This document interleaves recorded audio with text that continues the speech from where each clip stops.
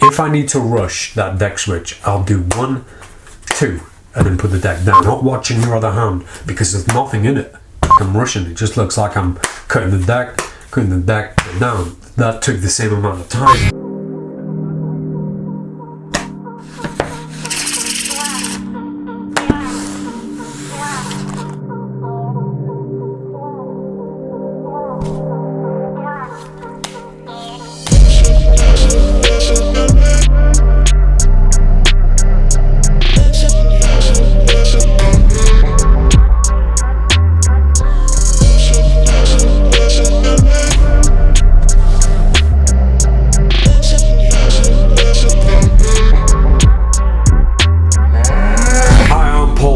Welcome back, Bank. What's my name again, Charlie? I am Daniel Madison. Welcome back. Thanks for being here. Bank. Yesterday's video was a deck switch. Today's video is another deck switch. This one is so much more practical. You can do it anyway. You can do it at a table, completely surrounded without worry. One full deck for another full deck, right in front of everybody, and nobody knows what's going on, including me. What? You have to bear with me, I keep saying it. In deception, you can't leave no stones unturned. You have to cover everything. I would be a bad mentor, I would be a bad teacher if I didn't cover everything. So those people who don't like the long videos, you know where the door is. See you later, swear words. We don't need you. I only want subscribers of this channel who are serious about magic, the performance, the execution, the practice, and the development of sleight of hand. And I especially enjoy the company of people who are just here for the kicks. It's just you, me, and Charlie. Daddy Maddie, Charlie Madison, and you guys. We've got a lot to cover. Get yourself 2 decks of playing cards. Let's get straight to it. I'm Daniel Madison, and this is the OTT deck switch. Straight into the mechanics. I have a red deck, I have a white deck. We're gonna hold the cold deck, the deck that's gonna be switched in a lower gambler's cup. That looks like this.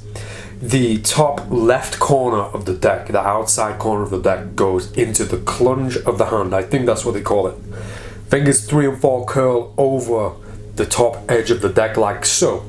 This allows us to have a very relaxed hand held in a normal position. Looks like there's nothing in there. Allows these 2 fingers, fingers 1 and 2 and the thumb, to move very freely. Now, if I tilt my hand to the side, you see this big dirty deck hanging out. Now, don't worry about this. We're gonna we're gonna talk about this a little bit later on. Don't worry about this at this point. The Gambler's Cup is a powerful weapon, especially when you're holding a deck of playing cards. I can hold my hand down here very freely.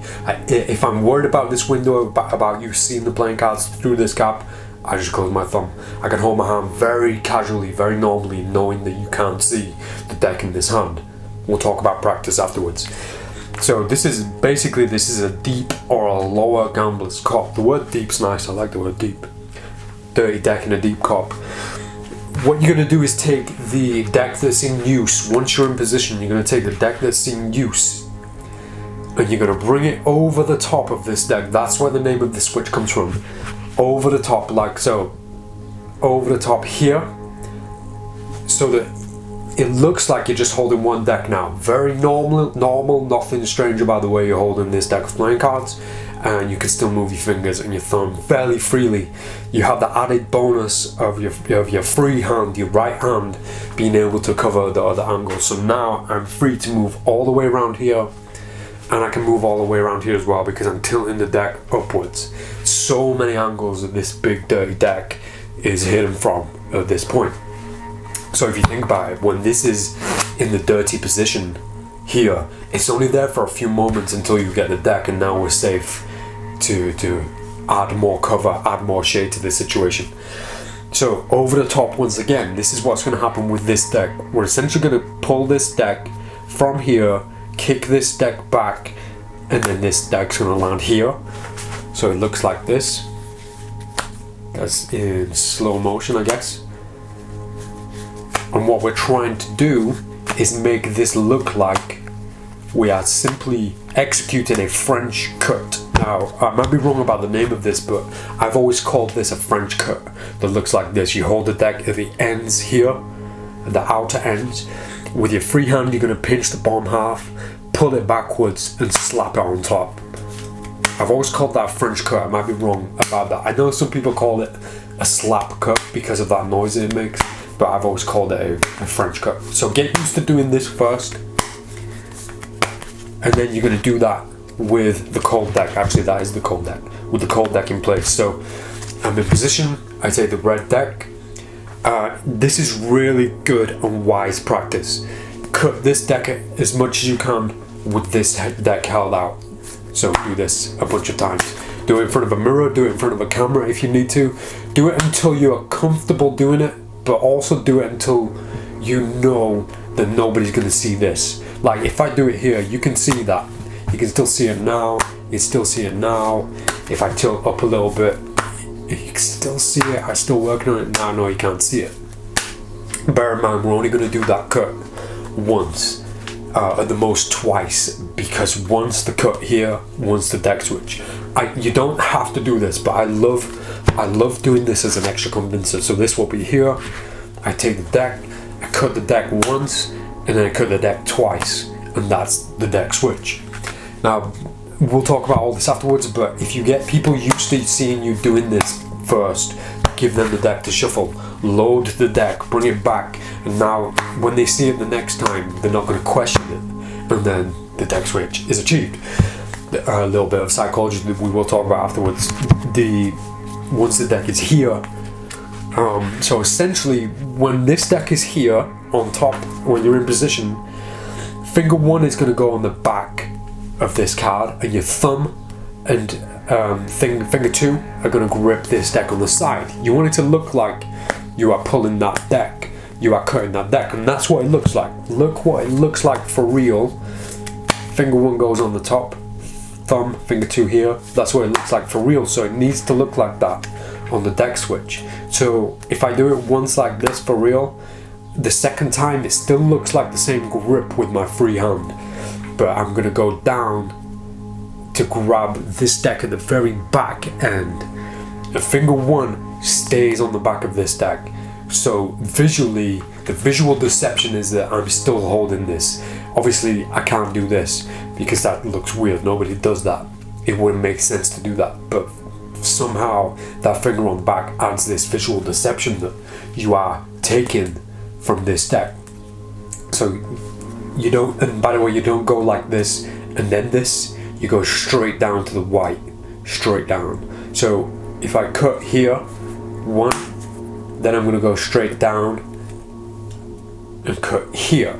Now, this might seem a little bit difficult at first, the actual shifting of the decks, but it's not that hard, and the only practice that you have for this is a cycle, constantly cycling the playing cards, the deck one for the other. If you notice what's happening, finger one of the deck hand, once I've done this, oh by the way, once I pull that deck away, finger one drags off of the top and onto the back of this deck, like this.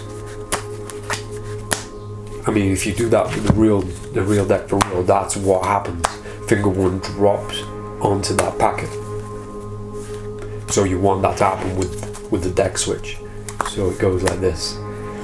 So pay attention to finger one right now, what's happening when I switch these decks. Finger one is against the edge here, the deck is gripped. Basically, thumb on the side, finger two, finger three. Finger four is straddled around the deck here. Now, you can keep fingers three and four around there, but once I'm in this position, I like to give freedom to finger three. I like to give it freedom because when I get to this part, finger three offers more control over the deck, so that when I pull this deck away, I've got all this room and all this control over this deck. So when I kick it back, it's so much easier to manipulate it into position. There's a lot to think about. When you think about it, there's a lot to think about. Ha!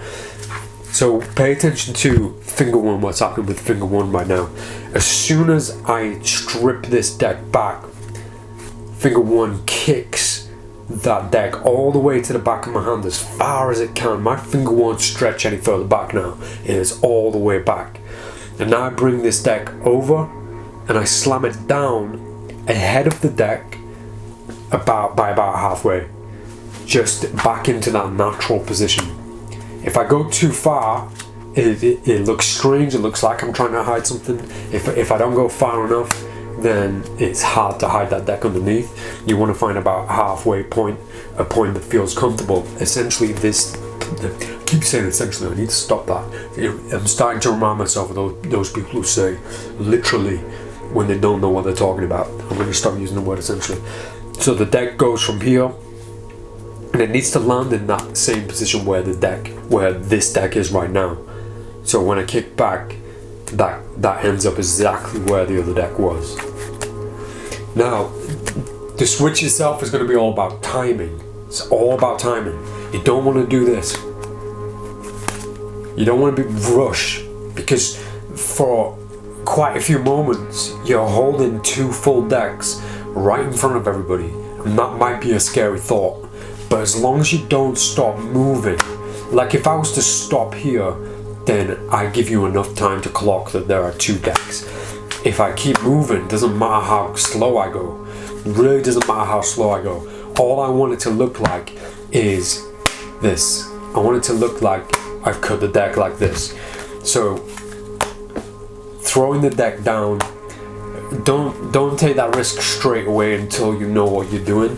But you don't need to do it because you can slap and then let go. But throwing the deck down really finishes this off in the most beautiful way. So the deck's here. Watch what it looks like when I throw the deck down. It just looks like there can't possibly be anything else in my hand. It just looks like one deck. It's the cleanest, most silly cut. I mean, when people cut a deck like this, it's like anybody can do that. Anybody in the world. So when your participants, when your audience, when your spectators see that, it doesn't look deceptive because it looks like such a normal cut. Thinking about the audio for a second, when you actually do this, you do get that slap sound. You do get it. So the more you can try and replicate that, the more that you can try and make that happen with the deck, which means you have to change the angle of it slightly, because the only room that you have for that slap is the back of the deck hitting the front of this deck. So that does change things slightly. Also, you'll find that your fingers are in the way, so when you come to slam that down, you're gonna hit your fingers. If you open your hand up and slap it down, you've got less control. So the audible deception is the most difficult one, but to be honest, it's not something that I've had to put too much thought into. This is a deck switch that I've done at card tables, in real card games, in real life, way back, way when I was younger, when I was a bad boy. And even then, when I put so much time and effort and energy into the sound, those environments are always so noisy and so loud that you don't need to worry about stuff like that. You have to question it. You have to analyze the situation when you're there. Is it going to make a difference if I make that slap sound or not? For example, if you're performing for a dead silent room, it's going to make a difference. If you're performing in a nightclub, at a rave, it doesn't matter if you do this or if it makes no noise whatsoever. It doesn't matter if it went like this. I guess most people will be drunk anyway and they wouldn't be able to see it. Now you know the mechanics, let's talk about this a little bit more seriously. Psychology of the deception. So now that we know the mechanics, let's get to the most important part, which is the performance. The delivery of the execution for your performance. How you would do this for people, where, when, what to do, what not to do. In the demonstration video, I did this at my table. If you watched the last video, the last deck switch, then you'll know already I have a savant which basically is a table right here which cannot be seen. It's like a little shelf that kind of comes out. In fact, it's my blackjack table. It's my rounded blackjack table that just fits nicely in this gap. I try to have something like this installed wherever I work, wherever I perform. At the tattoo studio where I spend a lot of time, the chair is at the perfect position, so I love to stand there and show people things using that chair to my advantage. Things like this, things like a deck switch. So for me, the cold deck would be here. It would be on the table, and this would be the deck that we're using. It's shuffled, it's been used, and we won't get into tricks just yet. We'll get into how it's done. This is important. Showing the French cut, showing the slap cut. a few times while you're talking, while your audience are watching, while your participants watching what you're doing. It's important to get that into their mind. Don't overdo it. As long as they see you do it once, then they're not going to question it if and when they see it again. So I do it once, maybe put it down, ask them to shuffle the playing cards, stand back, very relaxed, hands down here, freedom to pick up my playing cards and put them into a deep gambler's cup. Very easy, very nothing. It's a very nothing moment. Everybody's busy watching the shuffle playing cards by Susan Sausage. Anybody else who's around watching, they're not looking at me. I've stepped away from the situation. I'm not doing anything. It's a dead moment. No one's looking at me. I certainly don't have to secretly come down here and then secretly come back. There's no secret about it. I'm just chilling. I'm just hanging out, you know. So my hand comes down here. I get the deck, and I have the deck in position in a gambler's cup. Deep gambler's cup looks like this. Now I know my angles really well because I've worked with this for 20 years, so I know exactly. I don't need to check. I know what they can see, what they can't see. I don't need to look down. If you look down to check, you are inviting them to look at the same place. Don't do it. If you're gonna hide this hand unnecessarily because you're scared that somebody might see it, you're inviting them to look. You're telling them your body language is over 70% of your entire language. So when you do something like this, when you stood like this, then obviously they're going to be looking to see what the hell you're doing, what you're hiding. If I do this, if I chill out, step back while they're shuffling and I'm free and we're talking and my head is up, I'm talking to them, I'm looking at them. Meanwhile, my hand just nips down for a moment and then I come back here. Or my hands are on the table like this, or I use both hands openly. Even if I flash this deck, which I like to make a habit of doing, even if I flash it, I know they're not going to see it because my audience control is on point. I know where they're looking because I'm looking at them. They're doing exactly what I want them to do. They're shuffling the playing cards, they're looking at the playing cards, they're not looking at me. They're not looking at my hands because my body language tells them that I'm not holding anything. I've got nothing to hide, because I'm not acting like I've got something to hide.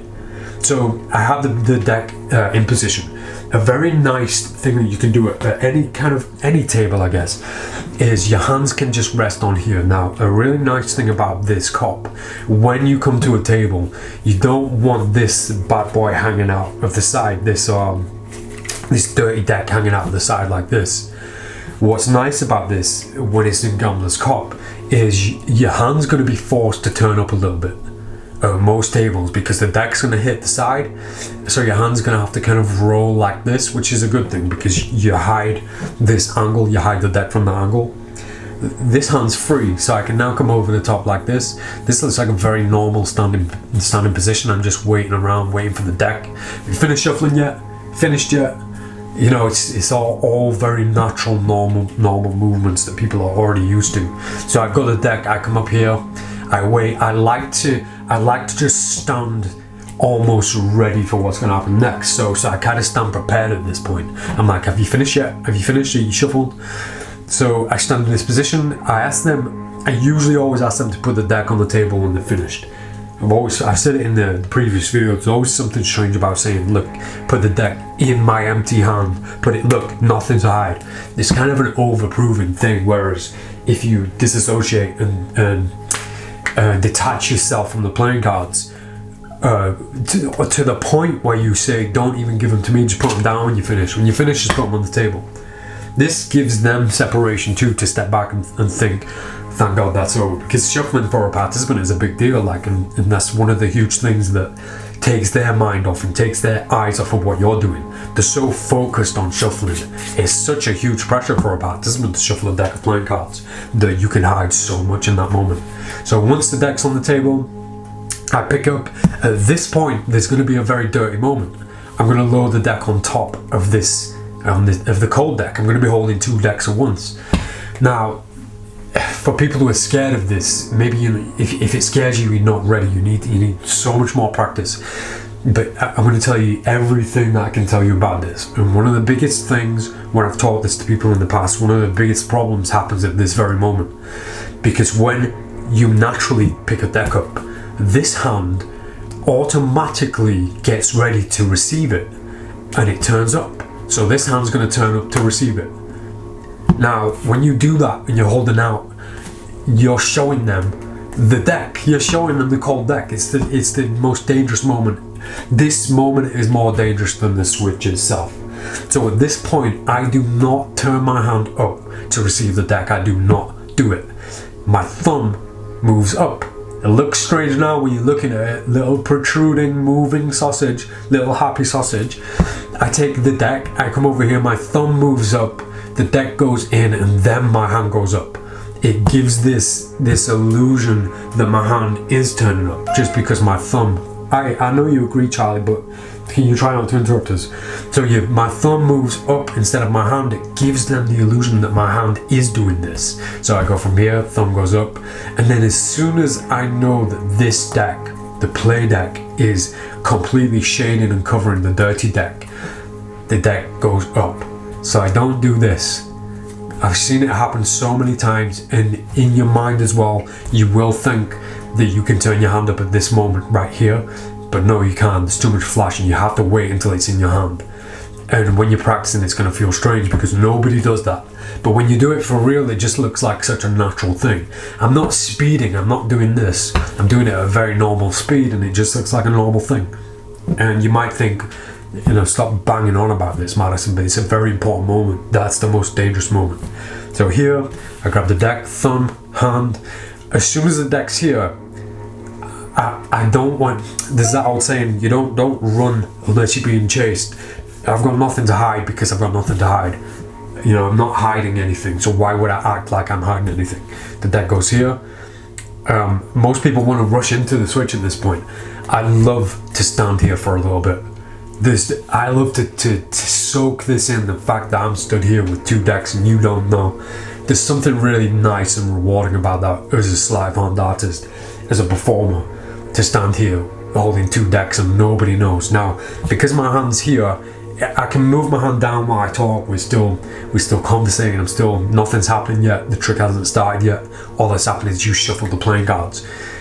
I like this hand to have freedom. I like this hand to look really relaxed.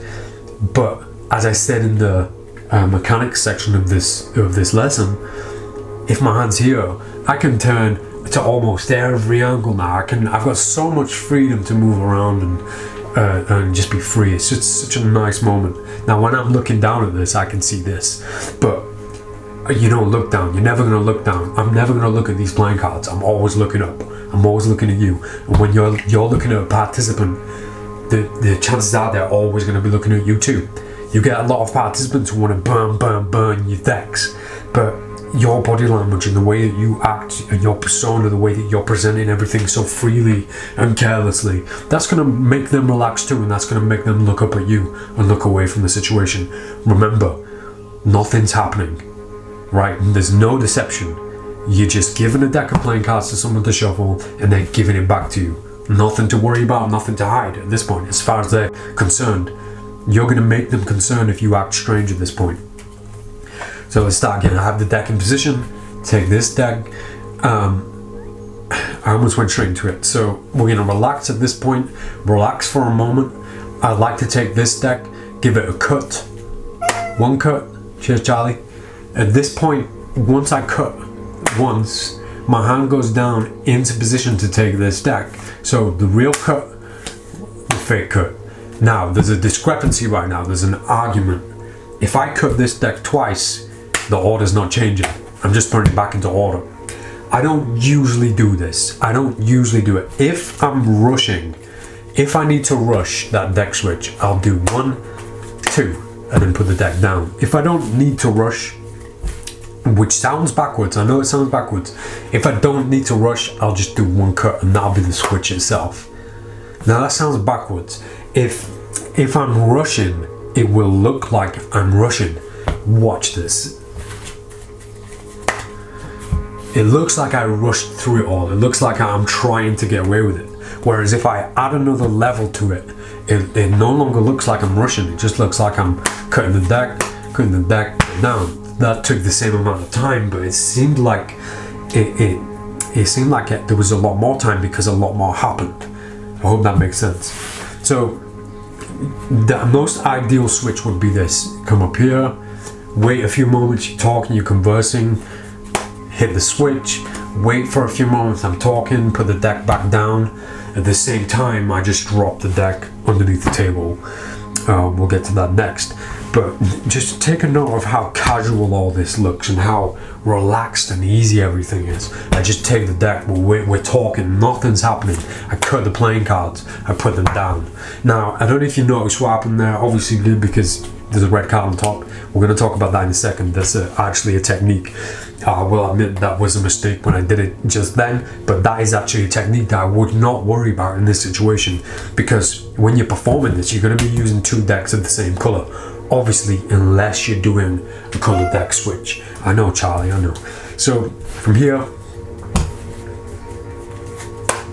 I'm going to wait for a few moments, then I put the deck down and stand back from the situation.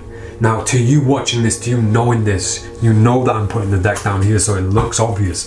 But trust me, when you're doing this for somebody that then they're watching the deck, they're not watching your other hand, because there's nothing in it. Now, for me, what I love to do is keep hold of that deck, keep that palm deck for longer than I need to, because it gives me good practice and it also distracts them. The best moment to get rid of that palmed deck isn't this moment, isn't when I put this down. I want to keep hold of it because I want this hand to look like it's just behaving normally. I want it to look like there's nothing going on. So the ideal performance of this table situation, even though I've got the savant there, would be take the deck, wait a beat, do the deck switch, wait a beat, put the deck down, keep hold of the dirty deck, please take the cards. So once they have an instruction, or once we draw attention to this deck, I'm free to just relax again and get rid of the deck on the savant, or if I don't have this or anywhere to put it, once I'm in that position, so go here, here, once I'm in this position, now I can step back and I can say, look, turn the deck over. Meanwhile, I can go to my pocket, dump this deck off, a very non-relaxed, non-moment, although I'm having trouble because I've got an extra long t-shirt on. I'm very bad for deceptive practices, but you get the picture. You don't need to run, you don't need to rush away from it. The moment to ditch that deck is the moment when all the attention is over here, when it's away from you. So I will switch the playing cards, switched, wait a moment, put the deck down, okay, turn the deck over. Now I'll get rid of the deck because nobody's watching, nobody's looking for me, nobody's looking at anything other than the playing cards. Now when it comes to tricks in the performance, what you would use this for, I say it quite a lot, my most favorite way of all time to end a performance, to end a set, is to end with the deck in complete brand new deck order. Is one of the most beautiful things, one of the most memorable things that you can do as a performer with playing cards, is to end with a deck in order after it's been shuffled for the past 15 minutes, however long you've been performing, especially when they just shuffle the playing cards. So you imagine you've got a deck held out that's in brand new deck order, the same back design as the deck in use. Obviously it has to be the same. They're shuffling the hell out of these playing cards, they're shuffling the hell out of them. In the end you could be like, okay, shuffle deck of playing cards, give it one last shuffle for me please. Meanwhile I pick up the cold deck, get it into position, take the deck back, it's shuffled. Maybe at the last minute as well you could tell them to look, we can see your card here, look, King of Diamonds. Take the deck back, one last cut, put it down, spread it out. What card did you pick? What was it, the King of Diamonds? Find it right here, look, it's on top. It's on top because I know where every single card is, the entire deck's in order. That's just really terrible idea, but the idea of finishing like this and then stepping back, the deck's in order, is just mind-blowing. Every time I perform, this is how I end. So to do that, I need a whole arsenal, a whole collection of deck switch ideas. I have about 20 that I can execute and perform efficiently. This is probably the safest one. The one that I did yesterday, the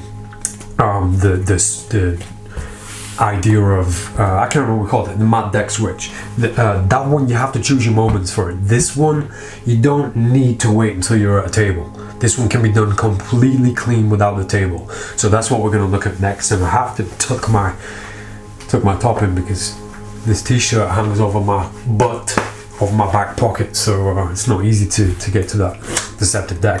So we're going to put a cold deck, and it's going to be hanging out my back pocket like this as usual. I've seen a lot of people hide decks in their behind the belt line, behind the jean line. There's nothing wrong with it just hanging out in your pocket. Even if people see it, you're a magician, you've got cards, obviously they're not going to question that. But as a performer, as with your audience control, no one's going to see it, no one's going to care about this, no one's going to look. So the deck's being used, I'm shuffling the cards. I hand the deck over to Susan. Please shuffle the playing cards. As she's shuffling, I'm going to step back, very relaxed kind of body language. Quickly slip up here, get the playing cards in order, in a deep gambler's cup. I can straighten up with this hand if I need to, do a little bit of hand washing as I straighten up. It looks like I'm just rubbing my hands together, but you know, obviously I'm holding out. Hands held normally, naturally, very normally. The hand washing, we might cover that in a different video, the whole idea of trying to convince people that your hands are empty in the most convincing way. We'll talk about that at a different time. But all these things that you can do to make it look like your hands are empty.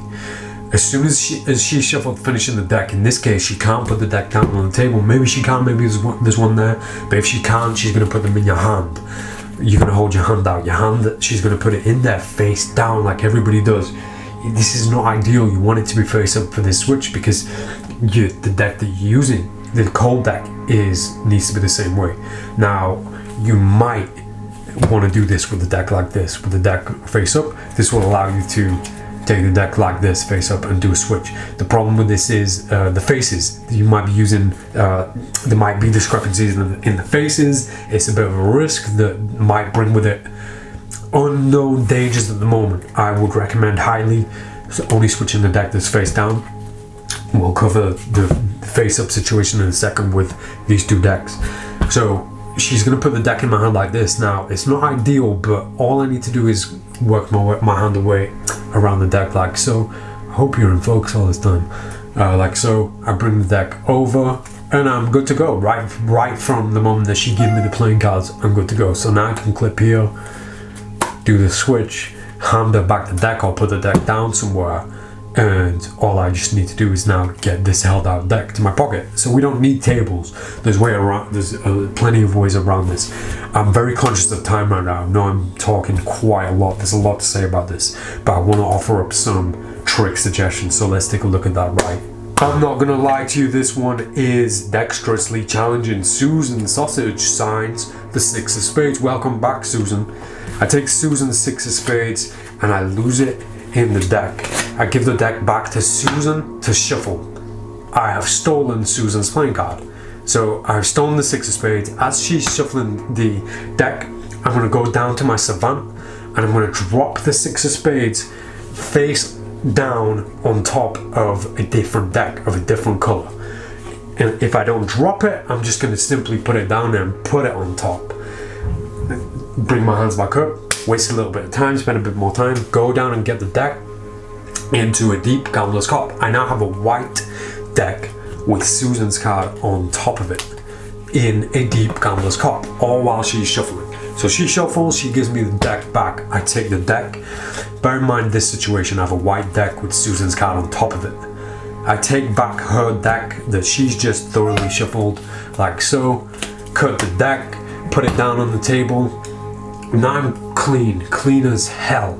There's one more thing to do. I'm going to turn the deck face up and I'm going to cut the cards and we're going to look through to find Susan's card. We find it in the middle. This isn't a trick. The trick happens now when I turn the deck over and show her that the deck completely changed color. I'm lost for words. The deck completely changes color and her card is the only card with a red back. Obviously there's so many different variations, there's so many things you can do with this. Once you switch the deck, you can just leave the deck here. Snap, nothing's happening. Well, it looks like nothing's happening. Well, actually, your card's on. Actually, not only is your card on top, the deck is completely different. So many different things you can do with this, and it's the simple idea of just using a cover card on the cold out deck, on the cold hold out deck. So a few different ways you can get into this. Another one that I like is the deck hanging out of the pocket so that the back of the deck is kind of away from the body. a bit like this. Now when I steal the 6 of spades from the deck, I come back and I slip it over the back as I take the deck out, and I'm ready to go. So I have the deck with Susan's card on top. The rest is just taking the cards, and when I cut, this time it does look like a cut because obviously we're not exposing it. Or we are exposing it, but you see the same back twice. So now it just looks like the same deck that's been cut.